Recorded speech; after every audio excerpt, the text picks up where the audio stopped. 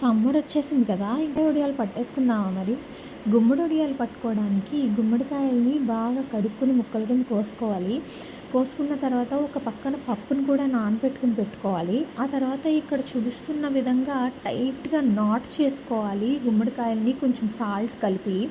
Not చేసుకున్న ఏదైనా wait పెట్టాలి. ఆ వెయిట్‌కి ఆ వాటర్ అంతా డ్రైన్ అయిపోయిన తర్వాత నెక్స్ట్ డే మార్నింగ్ ఆ వెయిట్ అంతా తీసేసి మనం అన్లాక్ చేసుకోవాలి.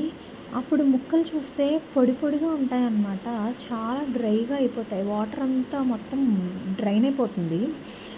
ఆ ముక్కల్ని పక్కకు తీసుకుని పెట్టుకోవాలి. ఈలోపు మనం నానబెట్టిన పప్పుని నీట్‌గా తొక్క తీసేసి గ్రైండర్‌లో వేసి గ్రైండ్ చేసేసుకున్నాక అల్లం, పండుమిరపకాయల్ని మెత్తగా పేస్ట్ చేసుకోవాలి. ఆ పేస్ట్ జీలకర్ర అలాగే కొంచెం సాల్ట్ వేసి బాగా ఆ ముక్కలంతటికి పట్టేలాగా పప్పు మిక్స్చర్ని మిక్స్ చేసేసుకోవాలి. ఆ తర్వాత సింపుల్గా వడియాలు పెట్టేసుకోవడమే.